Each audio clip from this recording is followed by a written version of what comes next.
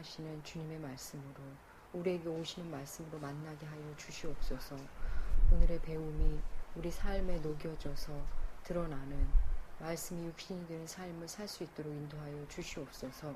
감사드리며 존귀하신 예수님의 이름으로 기도합니다. 요한계시록 우리 지난주에 계시록 읽기에 주의해야 될 점을 좀 나눴습니다. 그래서 종말은 곧 재앙이다 이렇게 읽으시지 않기를, 그리고 종말에 초점 맞추느라고 현실의 삶의 자리를 정성껏 살지 않는 것, 그건 역시 잘못 읽기, 그리고 영적인 이야기라고 우리에게 책임이 없는 것이 아니다. 그리고 요한계시록은 구약을 토대로 표현되어 있기 때문에 구약에 의지해서 성경 이 앞부분 전체를 도움을 받아가면서 읽어야 하는 책이라는 거 함께 나눴습니다. 오늘 1장 사실 서론으로 더 하고 싶은 게 많은데 너무 머리 아파하시는 것 같아서 그냥 본문 들어가면서 조금씩 하도록 하겠습니다. 우리 1장 1절부터 8절까지 우리 그냥 짧으니까 함께 한 목소리로 1절부터 8절까지 함께 읽으시겠습니다. 예수 그리스도의 계시라. 이는 하나님이 그에게 주사 반드시 속히 일어날 일들을 그 종들에게 보이시려고 그의 천사를 그 종 요한에게 보내어 알게 하신 것이라. 요한은 하나님의 말씀과 예수 그리스도의 증거 곧 자기가 본 것을 다 증언하였느니라. 이 예언의 말씀을 읽는 자와 듣는 자와 그 가운데에 기록한 것을 지키는 자는 복이 있나니 때가 가까우니라. 요한은 아시아에 있는 7 교회에 편지하노니 이제도 계시고 전에도 계셨고 장차 오실 이와 그의 보좌 앞에 있는 7 영과 또 충성된 증인으로 죽은 자들 가운데서 먼저 나시고 땅의 임금들의 머리가 되신 예수 그리스도로 말미암아 은혜와 평강이 너희에게 있기를 원하노라. 우리를 사랑하사 그의 피로 우리 죄에서 우리를 해방하시고 그의 아버지 하나님을 위하여 우리를 나라와 제사장으로 삼으신 그에게 영광과 능력이 세세토록 원하노라. 아멘. 볼지어다 내가 구름을 타고 오시리라. 각 사람의 눈이 그를 보겠고 그를 찌른 자들도 볼 것이요 땅에 있는 모든 족속이 그로 말미암아 애곡하리니 그러하리라. 아멘. 주 하나님이 이르시되 나는 알파와 오메가라. 이제도 있고 전에도 있었고 장차 올 자요 전능자라 하시더라. 1장 첫 번째 구절, 예수 그리스도의 계시다 이렇게 나옵니다. 예수 그리스도의 계시. 요한계시록은 예수님에 대한 이야기입니다. 예수님으로부터 나온 계시인 동시에 예수님에 대한 계시입니다. 그래서 예수 그리스도가 내용이고 전달자십니다. 계시의 내용인 동시에 계시의 대리인이 됩니다. 이거는 우리가 그간 배운 거에 비춰보면 예수님이 제사장인 동시에 제물이잖아요. 그죠? 그 개념으로 생각하시면 됩니다. 제물이시면서 제사장인 예수님. 계시의 내용이신 분이면서 계시의 전달자인 분. 그래서 계시록은 예수 그리스도에 초점이 맞춰있어요. 그 당시에 상황이 어땠고, 그 다음에 뭐 앞으로 어떤 일이 일어날지, 종말에 무슨 일이 일어날지 이걸 전하는 게 중점이 아니에요, 사실은. 계시록은 예수님을 얘기하는 책이에요. 예수님에게 초점이 맞춰진 책입니다. 다른 책은 뭐 예수님 얘기인데 요한계시록은 다시 정말 이렇게 받아들이시면 안 됩니다. 그래서 의미를 좀 더 찾아보자면 예수님에 대해서 이야기하는 마지막 책이 되는 겁니다. 성경의 마지막 책이기 때문에. 그래서 예수님에 대한 이야기다 하면 제가 이걸 한번 잠깐 설명을 해야겠다는 생각이 들더라고요. 지난주에 이제 기독론이 담겨있다 했는데 기독론 여기 한자로 써놨거든요. 기독은 우리가 기독교라고 그러잖아요. 기독교.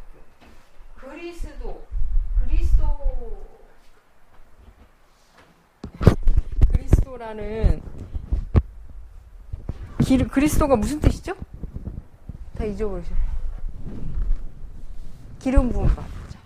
그래서 헬라어로는, 그러니까 그리스어로는 그리스도, 히브리어로는 메시아. 그래서 메시아를, 같은 말이에요. 하나는 헬라어, 하나는 히브리어. 근데 이 그리스도라는 말을 한자어로 음역한 거예요. 그리스도가 기독이 된 겁니다. 그래서 기독론 하면 예수님에 대한 신학적인 교리로 보시면 돼요. 그래서 기독론, 신론 하면 성부 하나님에 대한 교리가 되고, 그래서 기독론은 기독교에서 가장 중요한 중심 교리가 됩니다. 신학 이론, 예수가 누구인가에 대한 신학 이론이죠. 그래서 이 계시록도 예수가 누구인가에 대한 기독론이 담겨 있어요.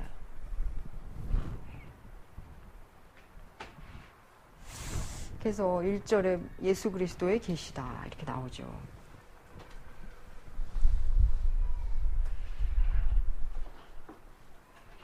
그래서 요한은 예수님에 대해서 지금 요한 사도로 우리가 이제 보고 계시록을 공부하지 않습니까? 요한 사도는 예수님을 어떻게 얘기하냐면 육신이 되신 말씀.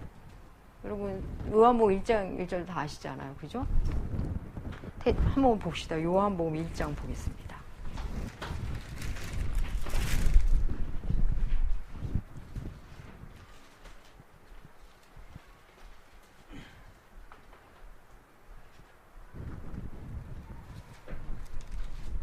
(14절) 윤기석 지사 한번 읽어주세요. 말씀이 육신이 되어 우리 가운데 거하심에 우리가 그의 영광을 보니 아버지의 독생자의 영광이요 은혜와 진리가 충만하더라. 네, 말씀이 육신이 되어 오신 분. 그래서 18절도 한번 읽어주세요. 1장 18절.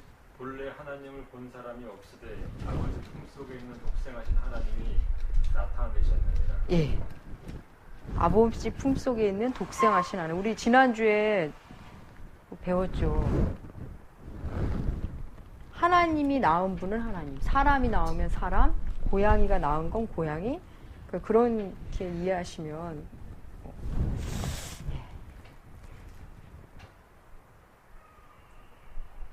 그래서 말씀, 요한은 육신이 되신 말씀이 바로 예수 그리스도다. 예수 그리스도는 곧 말씀이시다. 여러분 말씀하면 여러분 뭐가 떠오르세요?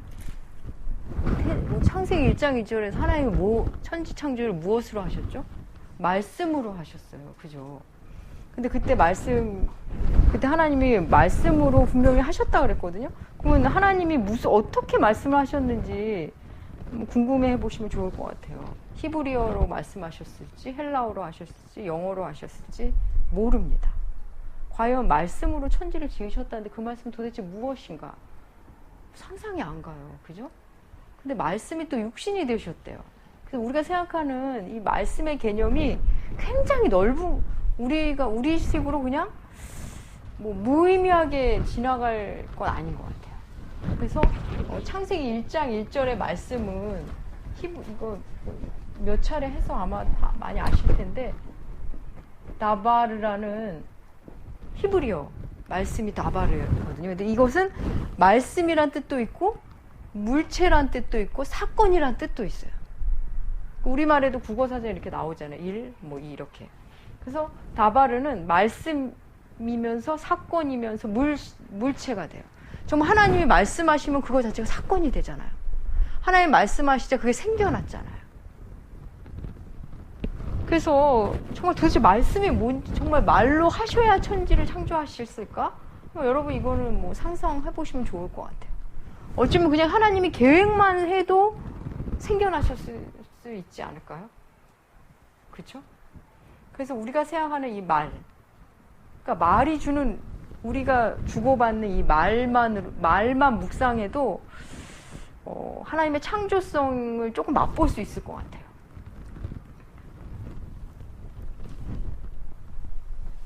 우리도 말하면 그가 어떤 말을 하는지 어떤 용어를 쓰는지에 따라 그 사람을 알아가거든요. 그렇죠? 물론 말 못해도 알아가지만 그들만의 또 다른 의사소통의 방법이 있죠. 이 말이라는 게 아주 숨어있는 오늘 다 하지 못하지만 예를 들어서 뱀이 우리에게 죄를 짓게 하기 위해서 다가올 때 어떻게 접근하죠? 말씀이라고 하기엔 그리고 말로 그들은 그러니까 우리의 말을 알아요. 우리와 소통하면서 다가와요. 죄가. 그죠? 뱀은 우리와 말을 이렇게 섞으면서 우리로 죄 짓게 하거든요. 그러니까 이 말에 놀라운 힘이 있습니다. 그래서 요한은 이 말에 대한 요한을 통해서 정리된 신학을 요한 신학이라고 볼 때 이 요한에게 있어서 이 말씀의 중요성은 뭐 굉장히 강조한 사람이죠. 말씀에 대해서. 그래서 요한 1서 1장도 한번 보겠습니다. 요한 1서 1장 1절. 요한 1서 1장 1절. 필재 형제 읽어주세요. 태초부터 있는 생명의 말씀에 관하여는 우리가 들은 바요, 눈으로 본 바요, 자세히 보고 우리의 손으로 만진 바라. 네, 여기서는 또 태초부터 있던 생명의 말씀. 여러분 지금 말씀에 대한 이미지가 여러 가지 있으실 거예요. 창세기에 나온 말씀, 또 기타 여러 가지. 근데 여기서는 그 말씀을 본 바요, 들은 바요, 만진 바라 이렇게 표현을 해요. 너무 시적인 표현이에요. 그죠? 다소 추상적일 수는 있지만 여기서의 말씀이 뭘 의미하는 걸까요? 요한 1서에서요. 그렇죠. 예수님이죠. 육신이 되신 그 말씀. 여러분이 이걸 뭐 선명하게 용어 정의가 안 되더라도 어렴풋하게라도 이렇게 담아 놓으시면 좋겠습니다. 그래서 예수 그리스도의 계시라. 그 육신이 되신 말씀인 예수 그리스도. 그분을 드러내는 말이에요. 드러내는 말. 보여주신 거. 계시는 연구의 결과가 아니라 보여주시고 들려주시는 겁니다. 그런데 예수 그리스도의 계시라 하면서 이것은 하나님이 그에게 주사 반드시 속히 일어날 일. 이거 조금 뒤에 하겠습니다. 그 일을 그 종들에게 보이시려고 그의 천사를 그 종 요한에게 보내어 알게 하신 것이라. 여러분 뭐 프린트물 하나 받으셨나요? 네. 없으신 분들은 받으시면. 네.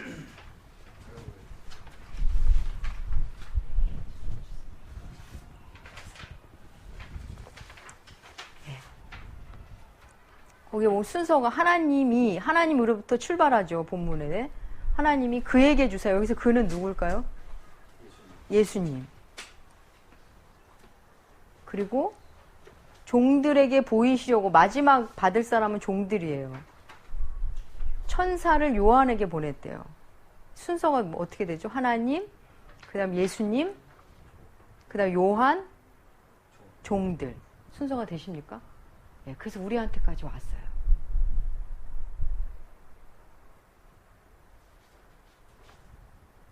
그래서 하나님이 하나님의 말씀이 우리에게 오기까지 지금 최소한 4번의 단계를 건너서 왔어요. 하나님의 자기 계시는 하나님이 직접 보여주시면 우리 다 죽잖아요. 그죠? 그래서 말씀이신 하나님, 육신이 되신 예수 그리스도, 그리고 그 예수님을 통해 예수님으로부터 받은 천사가 또 요한에게, 요한이 그 종들에게.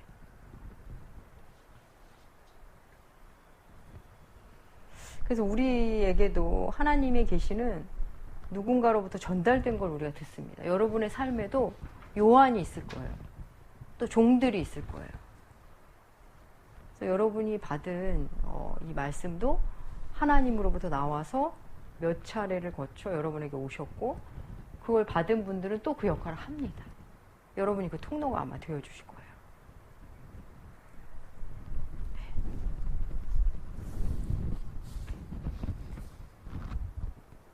그런데 그 일이 그 전해주는 게 뭐냐면 반드시 속히 일어날 일, 이렇게 표현하고 있어요.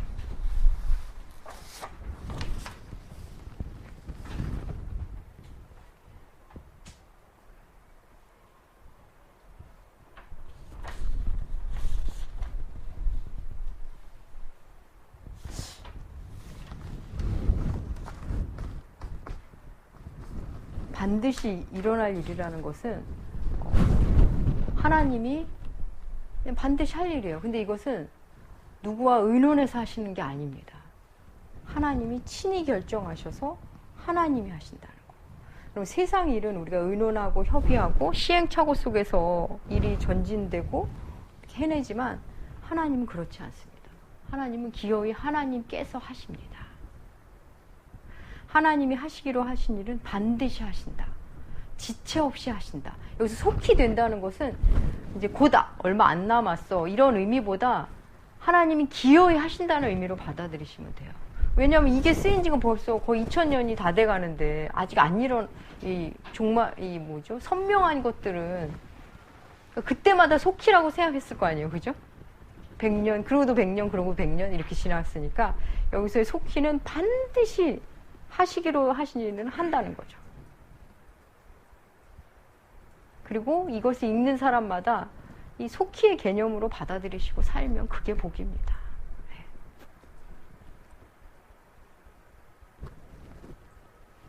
2절 요한은 하나님의 말씀과 예수 그리스도의 증거 곧 자기가 본 것을 다 증언하였느니라. 네, 그리고 3절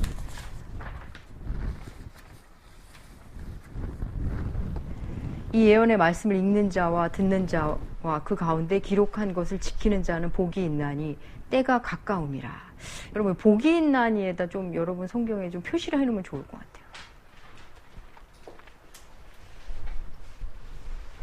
계시록은 복을 선언하는 책입니다.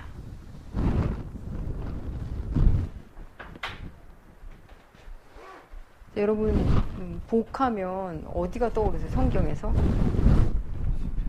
시편. 시편 1편. 예. 복 있는 자는 하고 시작되죠. 구약에서 복을 그 앞부분에서 막 선언했어요. 그죠? 그리고 신약에 와서도 복 얘기가 나오죠. 산상수훈에서 주님이 복되도다. 심령이 가난한 자들은 하고 복을 선언하거든요. 그래서 이 요한계시록이 복을 선언하는 책에 여러분에게 줄을 그으라는 것은 요한복음이 복을 선언하는 책이라는 개념이 우리에게 익숙하지가 않아요. 그죠? 뭐 종말에 대한 다소 무서운 책, 어려운 책, 근데 이 안에 복을 선언하는 게 7번이 나옵니다. 여러분에게 나눠드린 거 보면 7 구절을 제가 실어놨거든요.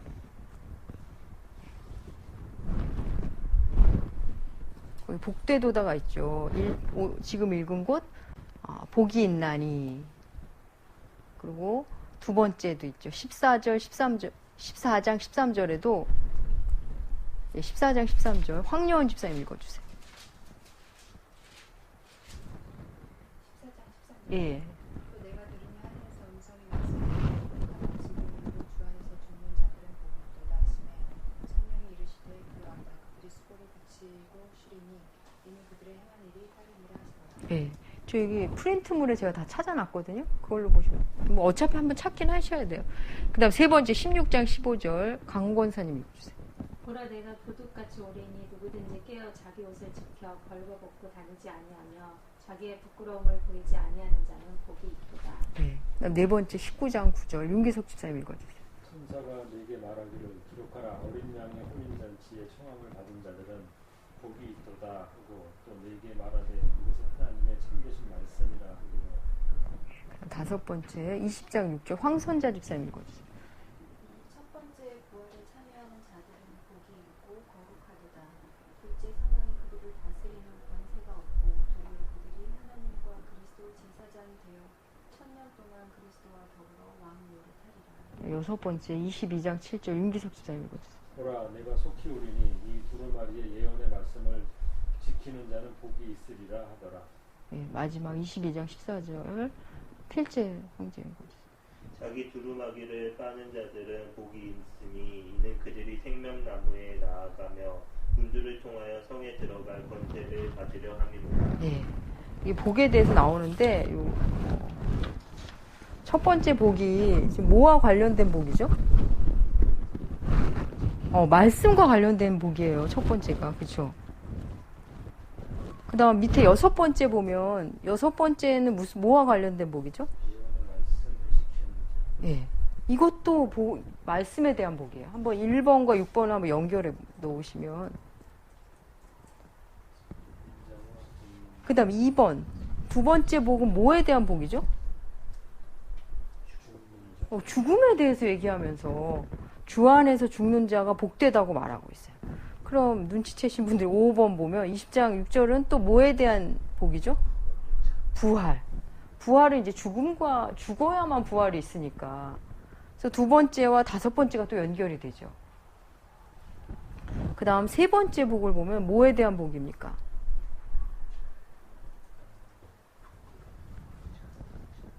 모티브를 한번. 깨어있는 자.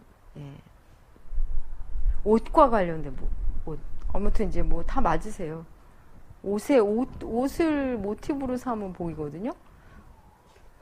그 다음 네 번째 복을 볼까요? 네 번째 19장 19절에 보면 혼인잔치라는 말이 있어요. 근데 19장 8절에 보면 세마포가 나옵니다. 이것도 옷이죠.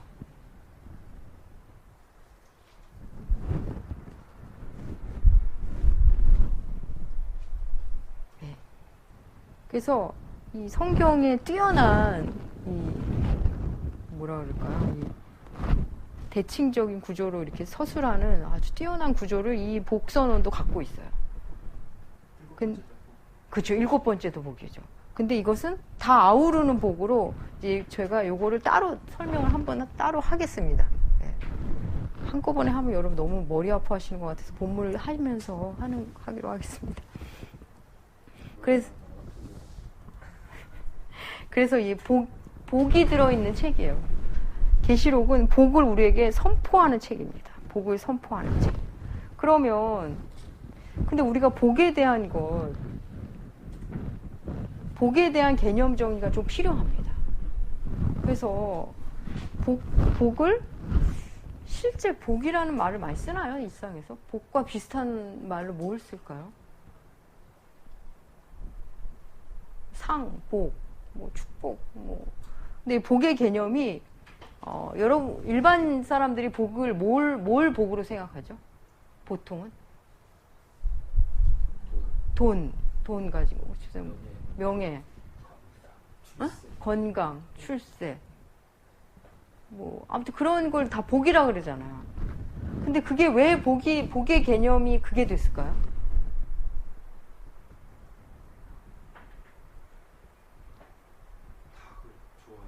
네, 맞아요. 사람들이 늘 그게 복으로 들어왔어요. 그래서 그걸 복이라고 생각해요. 근데 그리스도인은 이 복의 개념이 바뀝니다. 그래서 성경이 말하는 복이 뭔지를 배우고 들으면서 복의 개념이 바뀌어요. 어느 날 훌륭해져서 어느 날 뭐 성령 체험 한 번으로 복의 개념이 바뀌기는 어려운 것 같아요. 뭐 그럴 수도 있지만 그간의 복은 사회적으로 자라면서 계속 들어왔기 때문에 그게 복이라고 생각하고 있어요. 그런데 주님 안에서 이제 바뀌어야겠죠. 애들한테는 상이 뭐 아기 때는 뭐 사탕과 과자가 상이에요. 그런데 뭐 다 큰 30대 아저씨한테 상이라고 해서 사탕을 주면 이거 말이 안 되잖아요. 청소년들에게 상은 갖고 싶은 걸 수 있고 어른들에게는 뭐 그냥 돈이나 출세의 자리 뭐 이런 게 그럴 수도 있는 것 같아요. 근데 이게 예수 안에서 바뀝니다. 성경만 봐도 성경에 여러분 구약에서의 복은 대부분 땅, 자손, 장수 이걸 복으로 이야기하고 있어요. 근데 신약만 와도 그렇게 얘기하지 않아요. 그래서 구약은 보이는 걸로 우리에게 설명을 하십니다. 그죠? 근데 신약에서는 예수 그리스도가 오셨기 때문에 더 이상 그걸 비유해서 하시지 않아요.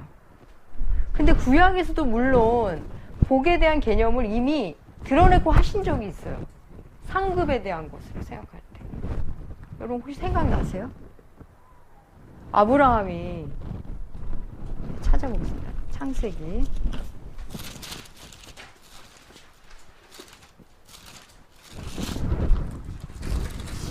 15장.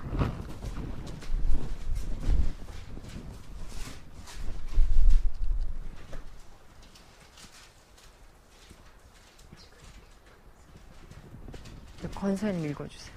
이후에 여호와의 말씀이 환상 중에 아브라함에게 임하여 이르시되 아브라함아 두려워하지 말라 나는 내 방패여 너의 지극히 큰 상급이니라. 예, 상급. 이 상급과 복의 개념을 조금 붙여서 생각해 보면 내가 너의 복이야. 내가 너의 상급이라. 하나님께서 친히 말씀하세요. 그래서 여러분 이걸 반드시 만나는 시점이 옵니다. 하나님 저에게 좀 복 좀 주세요. 저에게 좀 상 좀 주세요. 저 좀 돈 좀 주세요. 하나님 저에게 복으로 상으로. 그런 기도할 수 있어요. 나쁜 건 아니에요. 그렇지만 하나님이 어느 시점이 가면 내가 너의 복이라고 말씀하세요. 그래서 구약에서 땅과 장수와 자손을 복이라고 말하는 중에도 이렇게 말씀하세요. 또 시편 1편에서는 그럼 뭐가 복이죠? 그렇죠. 시편 1편만 해도 벌써 다르죠. 여호와의 율법을 즐거워하며 그 율법을 주야로 묵상하는 자더라. 자, 그게 복이라는 거예요. 복. 그래서 성경은 이미 이렇게 하면 복받아가 아니라 복받은 자의 특징은 이렇다라고 말해주고 있어요. 구약에서도. 그래서 신약으로 오면 예수님께 산산수훈에서 팔복을 얘기하시죠. 그게 뭐 일반인들이 듣기에 그게 복일까요? 복이 별로 아니죠.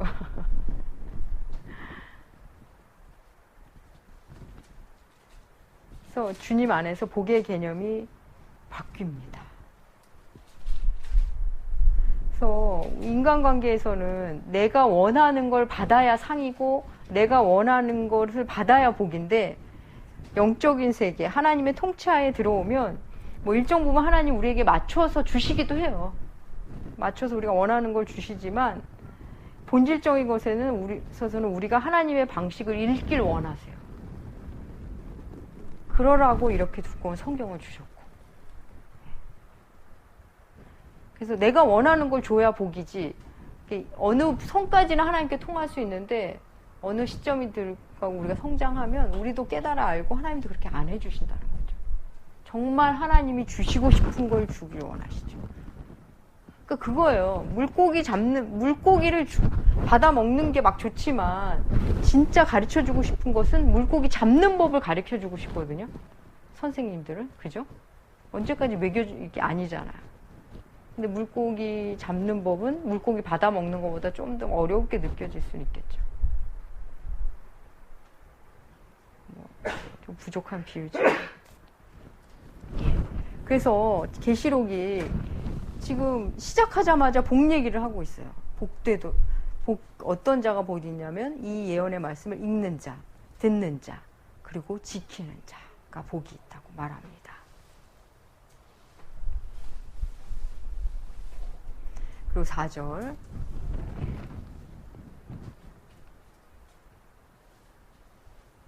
복 받고 싶으면 이걸 막 열심히 하게 되는데, 그죠?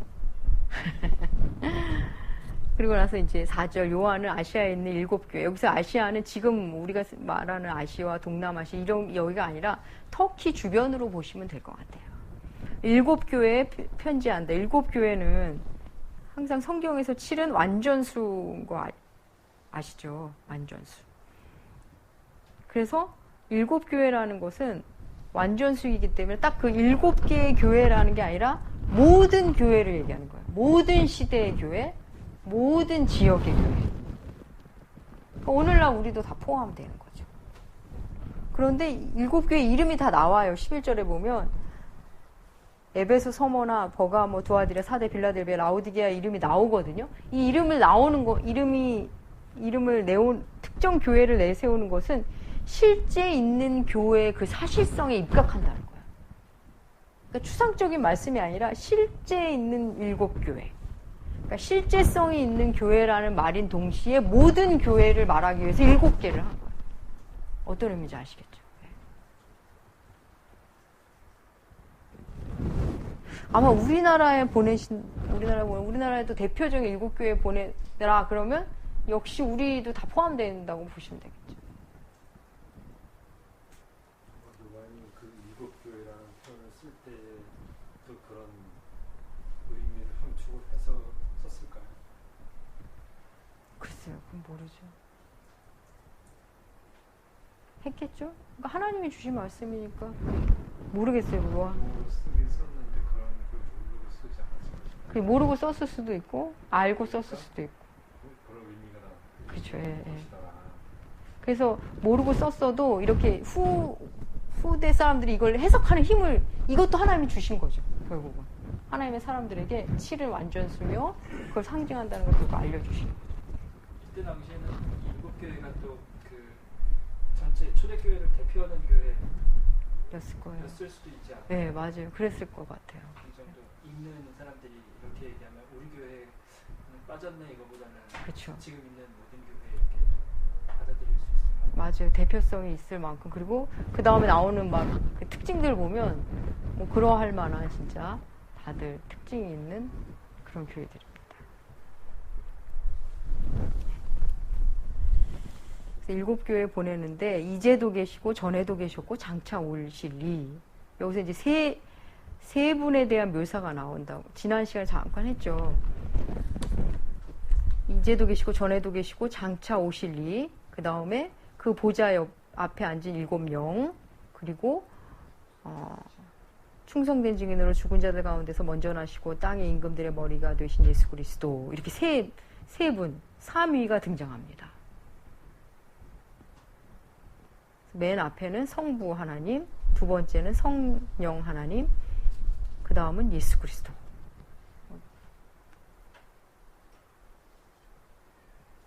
그런데 성부 하나님, 성자 예수 그리스도, 성령님을 이전과는 좀 다른, 이전에 이 앞부분의 성경과는 좀 다른 형태로 표현을 하고 있어요. 그렇죠? 그래서 계시록이 성경의 마지막 책이라는 거, 예수 그리스도에 대한 마지막 책이라는 걸 볼 때 표현들에 있어서는 정말 완성도가 있는 표현이 아닐까 이렇게 생각해도 좋을 것 같아요.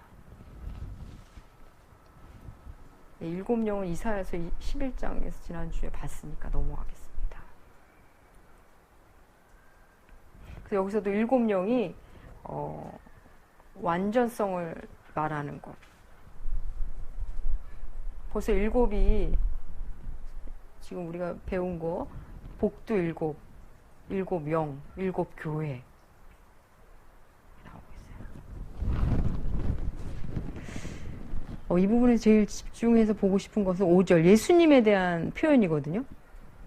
예수님에 대한 표현이 충성된 증인으로 죽은 자들 가운데서 먼저 나셨다.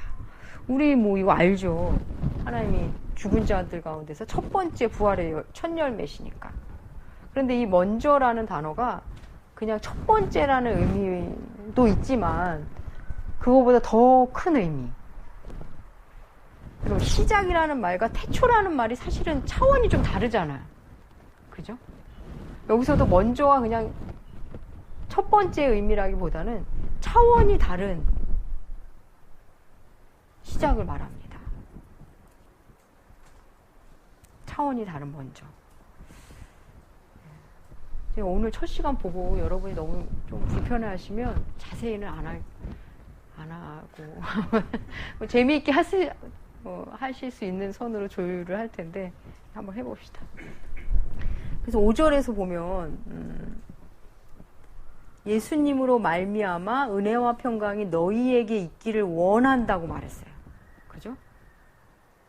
이 3위를 얘기하면서 은혜와 평강이 우리에게 있기를 원한대요. 그러니까 우리에게 있는 은혜와 평강은 하나님으로부터만 오는 겁니다. 또한 우리를 사랑하사 그의 피로 우리 죄에서 우리를 해방하시고 우리를 죄에서 해방하신 이유가 뭐죠? 사랑.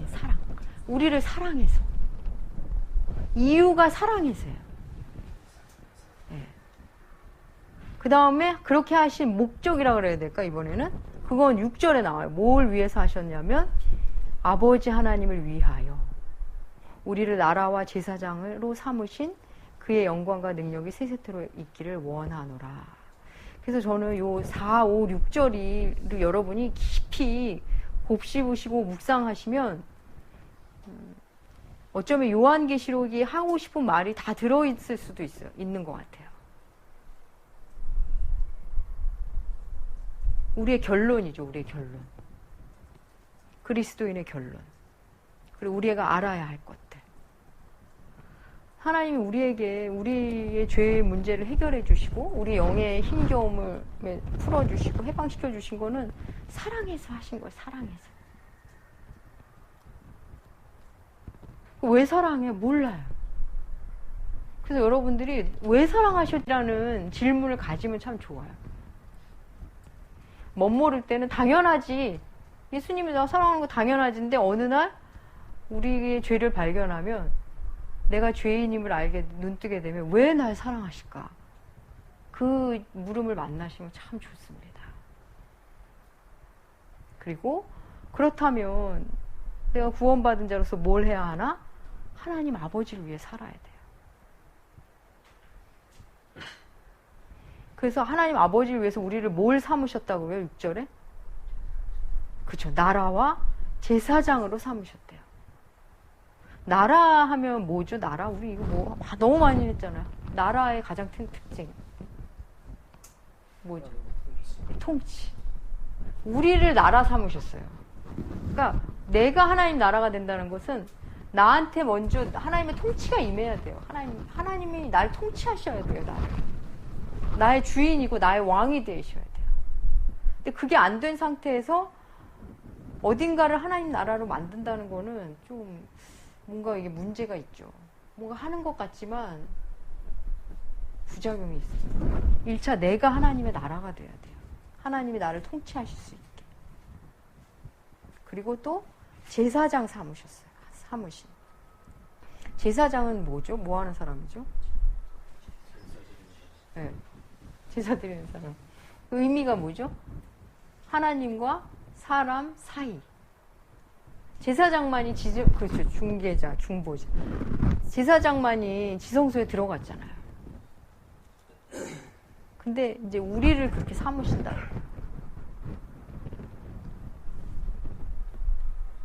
감동스럽지 않으십니까?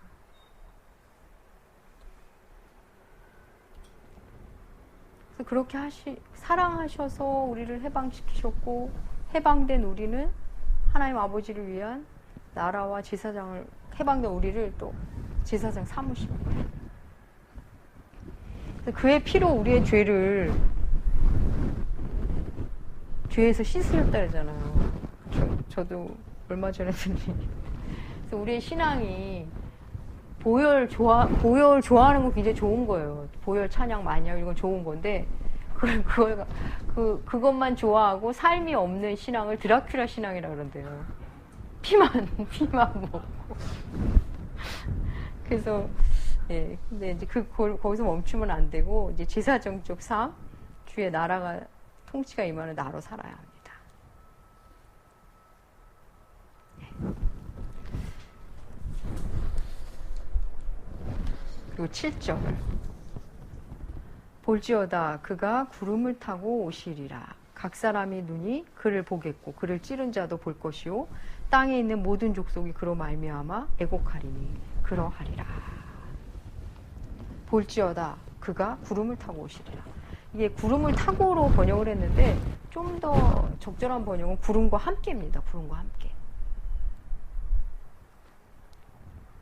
왜 구름과 함께 온다는 말을 하냐면 이들은 메시아가 구름과 함께 오는 것으로 늘 전해 들었어요. 그리고 하나님의 현현 하시는 곳에서는 특징이 있었잖아요. 나팔 소리가 들리고 구름이 있고 각 사람의 눈이 그를 보겠고 모든 사람이 주님을 본다 합니다. 이건 초림과 완전히 대비되죠. 주님의 초림은 어떠했죠? 몇 사람만 알게 오셨어요. 그냥 유대 땅 한 구석 베들레헴에 오셨어요. 그런데 재림은 모두 다 알게 오신다는 겁니다. 그를 찌른 자도 본대요. 그를 찌른 자는 지난주에 스가랴 잠깐 찾아봤는데 이건 단순히 로마 병정을 말하는 게 아니라고 말씀드렸죠. 하나님을 대적한 자, 예수 그리스도를 대적한 모든 사람들,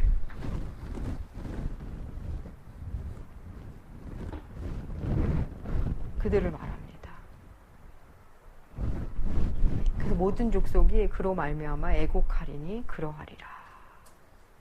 그래서 예수님의 재림이 고통스러운 자들이 있습니다. 근데 우리는 아니에요, 여러분. 너무 두려워하지 않으셔도 돼요. 그러니까 출애굽기에서 10가지 재앙이 애굽인들에게는 재앙이지만 하나님의 백성에게는 기적이었어요. 그래서 우리는 애곡하지 않아요. 이미 이렇게 요한계시록 읽으며 이게 무슨 뜻인지를 고민하는 이런 자들에게는 이런 애곡이 있을 리가 없습니다. 그래서